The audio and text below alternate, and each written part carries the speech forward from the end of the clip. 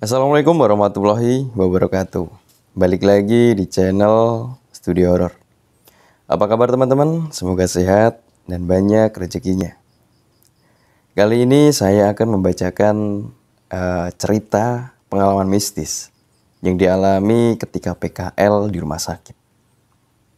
Jadi sebelum kita masuk ke ceritanya, bagi teman-teman yang belum subscribe, jangan lupa subscribe, tinggalkan komentar, like, dan share.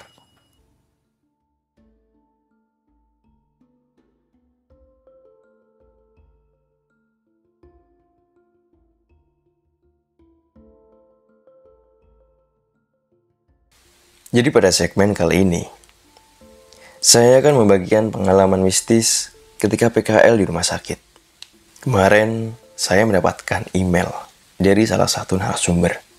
Sebut saja namanya Putri. Hari yang dinanti tiba. Akhirnya, aku bisa merasakan gimana rasanya PKL.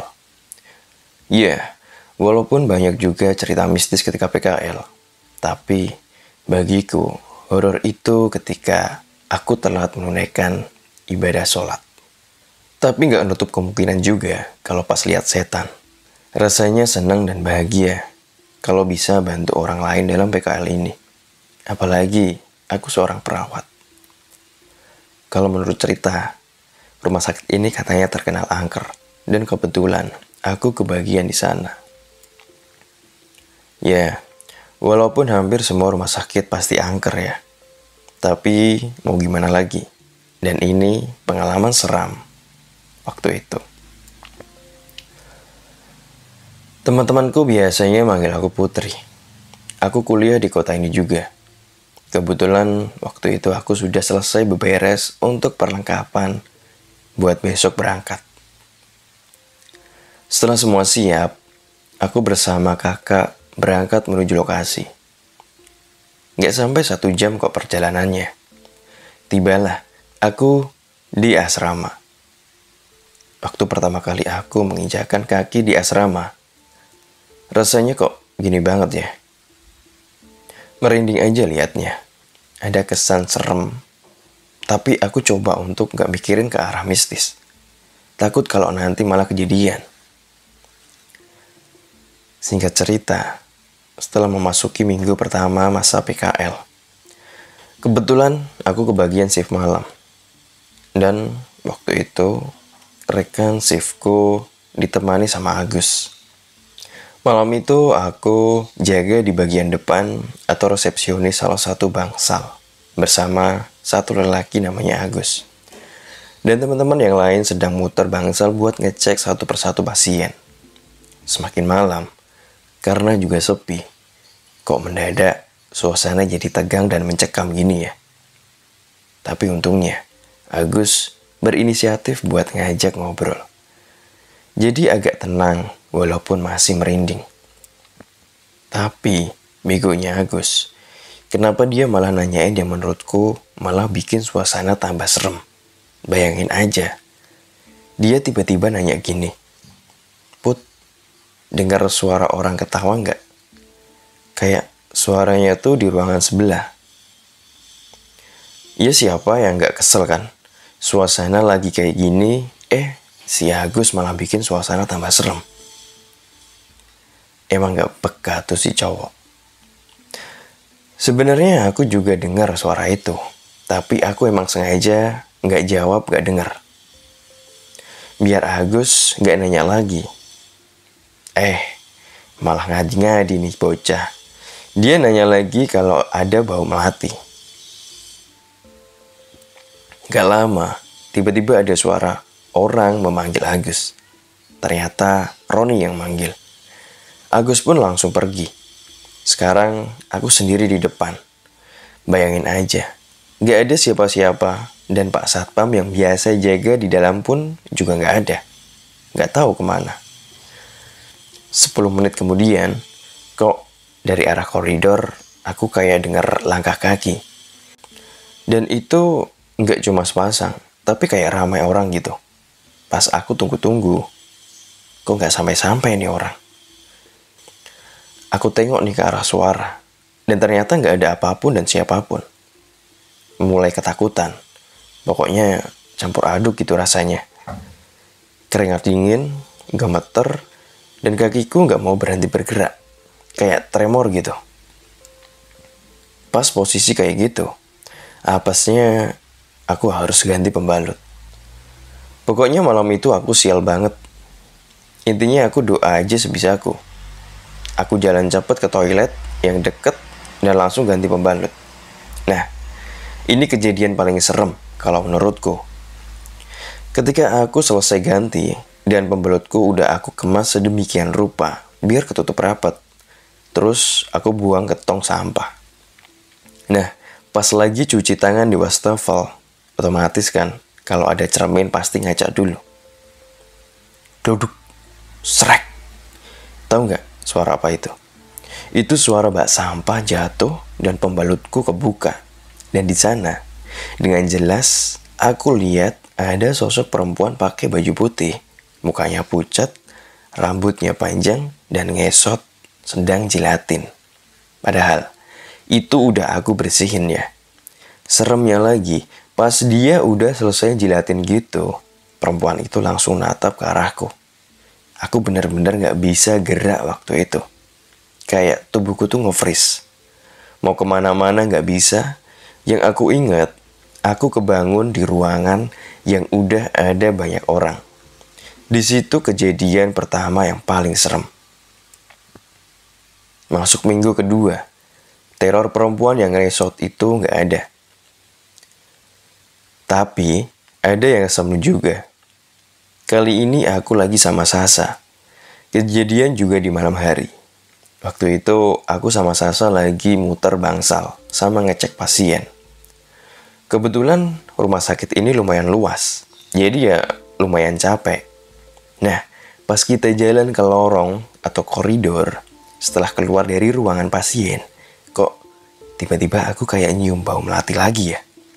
Merinding nih. Terus aku nanya ke Sasa kalau dia nyium apa enggak. Dan ternyata juga nyium. Kita saling natap tuh, larut dalam pikiran masing-masing.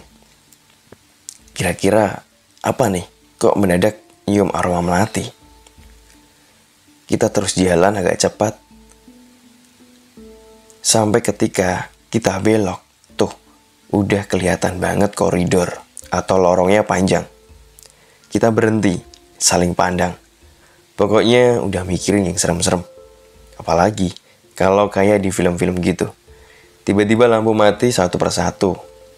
Intinya aku mikir, gimana caranya bisa sampai di ujung tanpa ada gangguan. Setelah berpikir, gak ada jalan lagi selain menyusuri lorong rumah sakit. Yang di kanan kiri kayak taman gitu. Kita gandengan.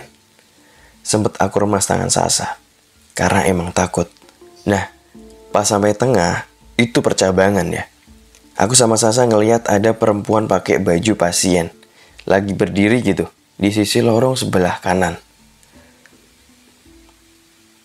Akhirnya kita samperin nih si pasien.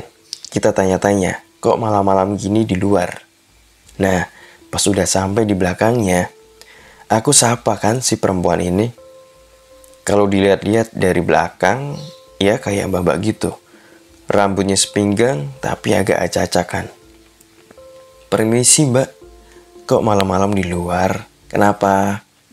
Tapi pasien itu nggak jawab. Cuma diem aja. Nengok pun juga enggak. Aku kira aku kurang keras manggilnya.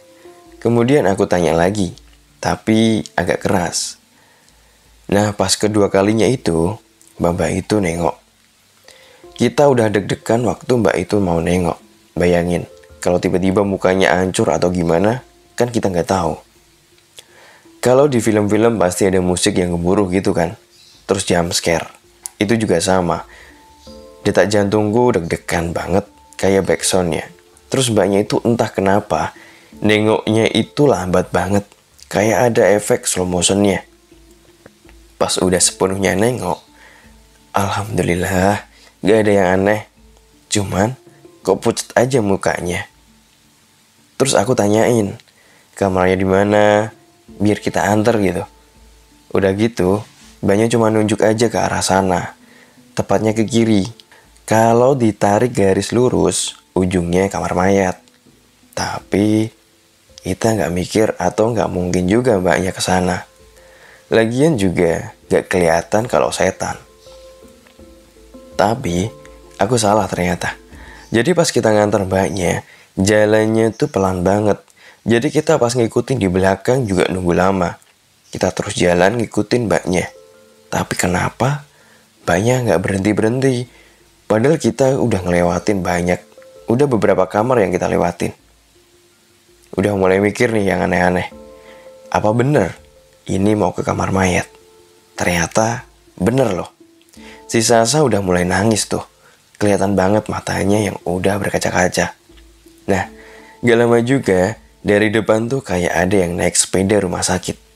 Ternyata itu si Agus sama Roni lagi muter. Di situ kita mulai lega tuh. Ada temen akhirnya. Tapi anehnya mereka tuh kayak ketakutan. Jadi nyelonong aja gitu. Gak manggil atau gimana. Yang bikin aku sama Sasa jadi tambah takut. Pas pandanganku ngikutin mereka nyelonong, aku lihat banget mukanya tegang. Kayak dikejar setan. Pokoknya mencekam banget malam itu. Tiba-tiba aku sama Sasa gak sengaja nabrak mbak yang ada di depan. Spontan dong, aku sama Sasa minta maaf. Tapi di sini kita nemuin janggalan lagi. Ketika aku dan Sasa nabrak itu, aku benar-benar yakin kalau aku nyium aroma busuk. Aku yakin kalau kalian semua pasti langsung refleks kalau mendadak nyium bau busuk itu. Antara kamu nutup hidung atau malah mengendus-endus mencari asalnya di mana. Bener kan? Nah, aku juga gitu. Tapi nyengat banget itu sumpah. Kayak aroma busuk itu ada tepat di depan kita. Kita saling pandang, tapi sama-sama nutup hidung. Jadi posisinya kita ini di belakang mbaknya persis. Gak lama, mbaknya ketawa. Ketawanya tuh manja-manja gimana gitu. Kayak dia tahu kalau kita lagi keganggu sama bau itu. Kita mundur pelan-pelan. Aku udah ngerasa gak bener nih. Pas aku punya pikiran kayak gitu, mbaknya nengok. Bener-bener nengok. Tapi badannya gak ikut gerak. Cuman kepalanya aja yang berputar ke belakang. Astagfirullah. Sasa ngucap istighfar tapi kenceng banget. Nah, sialnya Sasa langsung pingsan. Di situ aku udah gak tahu lagi mau gimana ya. Yang jelas pertemanan kita lagi diuji. Aku ninggalin Sasa sendiri untuk minta tolong ke teman-teman yang lain. Tahu nggak? Cerita selanjutnya. Masih inget, Agus sama Roni naik sepeda. Aku mau ketawa tapi takut dosa. Tapi ya emang kenyataannya kayak gitu. Mereka juga pingsan di lorong. Kayaknya mereka tabrakan gitu, terus jatuh. Aku bangunin mereka. Untung aja mereka terus sadar. Aku ceritain kejadian barusan. Tapi karena masih dirundung ketakutan, mereka nggak berani. Akhirnya kami meminta tolong sama satpam. Sebut aja namanya Pak Basuki. Beliau udah lama kerja di rumah sakit ini dan cerita tentang suster ngesot dan perempuan yang aku temuin tadi juga memang ada. Pokoknya Pak Basuki ini juga salah satu korban mereka. Singkatnya, kami akhirnya ditemani Pak Basuki untuk nolongin Sasa. Setelah dibopong dan dimasukkan ke ruangan perawat, gak lama Sasa sadar setelah digosok pakai minyak kayu putih. Di dalam ruangan itu sampai heboh tuh cerita malam itu. Sampai para karyawan yang jaga pun ikut ketakutan. Dan menjelang pagi, kita balik ke kos. Aku, Sasa, Dian, dan Mega. Emang sengaja gak mau tinggal di asrama. Kita lebih memilih ngekos. Lebih leluasa kalau mau kemana-mana. Sebenarnya, masih ada beberapa minggu lagi nih. Dan itu semua kita mengalami kejadian seram. Oke teman-teman, jadi seperti itu pengalaman mistis yang dialami Mbak Putri ketika PKL ya. Sebenarnya di sini masih ada beberapa cerita dari teman-temannya Mbak Putri pas PKL kemarin. Tapi di sini Mbak Putri menceritakan baru pengalamannya sendiri. Dan sebenarnya masih ada 5 teman yang mengalami kejadian mistis ketika PKL. Bagi yang penasaran akan saya lanjutkan lagi ke part 2. Jadi tulis aja di komentar kalau misalnya mau dilanjut, saya lanjut ke part 2. Kalau enggak, ya di part 1 aja. Oke, sekian dulu dari saya. Wassalamualaikum warahmatullahi wabarakatuh.